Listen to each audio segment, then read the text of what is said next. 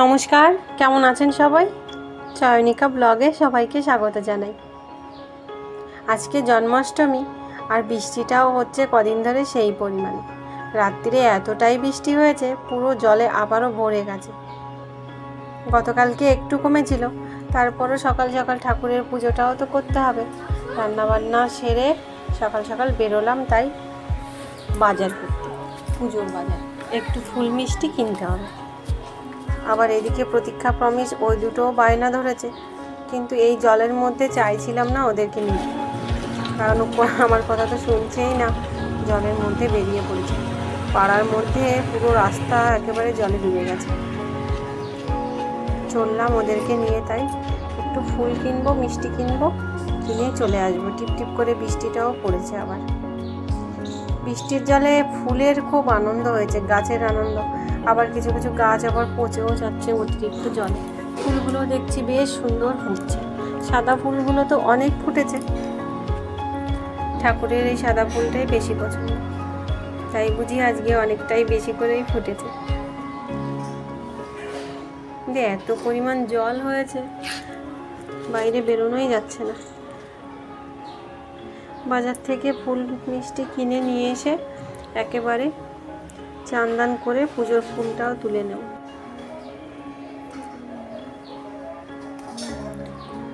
আগে যে মালার 5 টাকা করে দাম ছিল, একে একে সেই মালার দাম 10 টাকা হলো, 20 টাকা হলো। বাবা আজকে বলছে একটা গাঁদা ফুলের মালার দাম নাকি 30 টাকা। প্রচুর দাম হয়েছে ফুলের। অল্প কিছু ফুল কিনেছি, আর এদিকে বাড়ি যে সমস্ত ফুল রয়েছে এইগুলোই তুলে নিয়েছি। এই দিয়েই পুজোটা সেরে নেবো আজকে।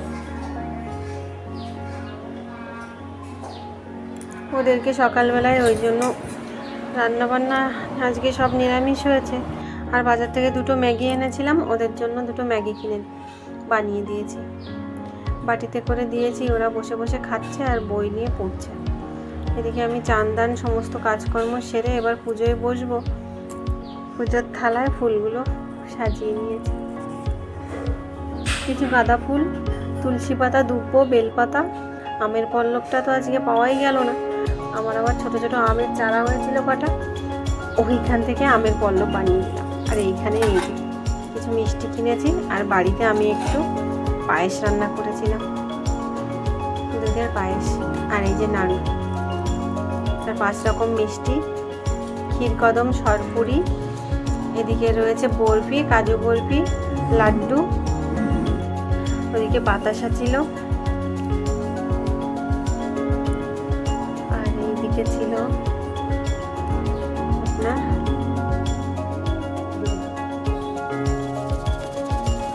একটা আমিত্তিও এনেছিলাম। জগন্নাথের থালায় ফুলগুলো যা যা ছিল মোটামুটি সব একটু একটু করে সাজিয়ে ঠাকুরের সামনে রেখেছি। এখানটায় তো বেশি একটা জায়গা নয়। আর এদিকটায় গাঁদা ফুলগুলো এনেছিলাম, মালাটা আর আনতে পারলাম না, খুচরো ফুল নিয়ে এসেছিলাম। ছোট করে যেভাবে হোক ঠাকুরের প্রসাদের থালায় মিষ্টি সাজিয়ে দিলাম, পায়েসটা দিলাম, আর এদিকে প্রদীপ নারকেলের ছোবা দিয়ে পাজালটাও ধরিয়ে দিয়েছি। পুজোটা করে নেব। তো ওই সাউন্ডটা অন কর।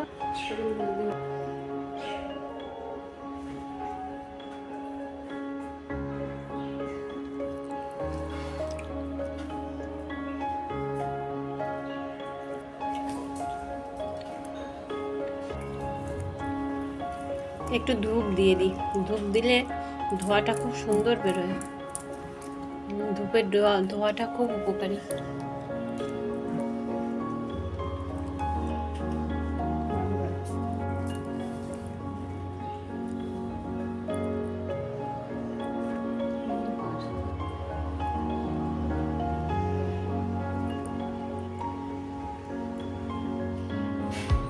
সব কিছু সাজিয়ে মোটামুটি দেওয়া হয়ে গেছে। এইবার ঠাকুরের পুজোটা করে নেব। ওদিকে এত বৃষ্টি চলে এসছে, পুজো দিতে দিতে ঝপঝপ করে বাইরে প্রচুর বৃষ্টি পড়ছে। নিচের ঘরগুলোতেও জল এসে গেছে, কি জানি কি হবে। ঠাকুরকে ওই জন্য উপরের দিকটায় সিঁড়ি ঘরের উপরে তুলে দিয়েছি। নিচে যেখানে আগে ঠাকুর ঘরটা ছিল ওখানটায় একদিন নিজে একেবারে ঠাকুরের আসনটা পুরো জলে ডুবে গেছে।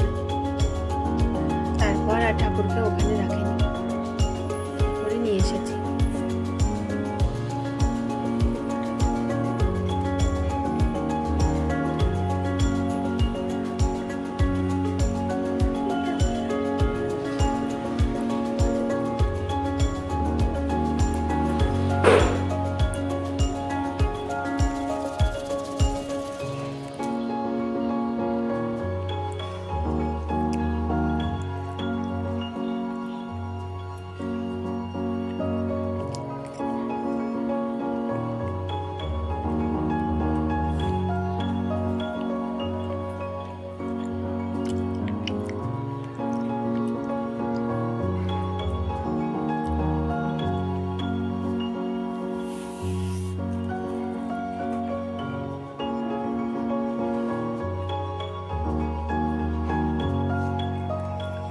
ঠাকুরের আরতি সবশেষে করে নিলাম।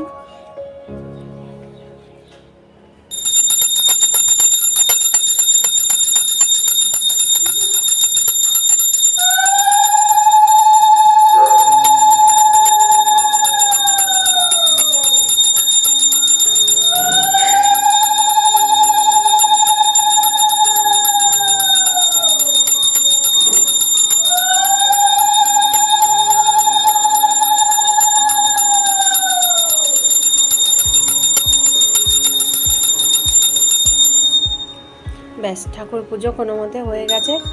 এবার রান্না খাওয়ার দিকে যাব।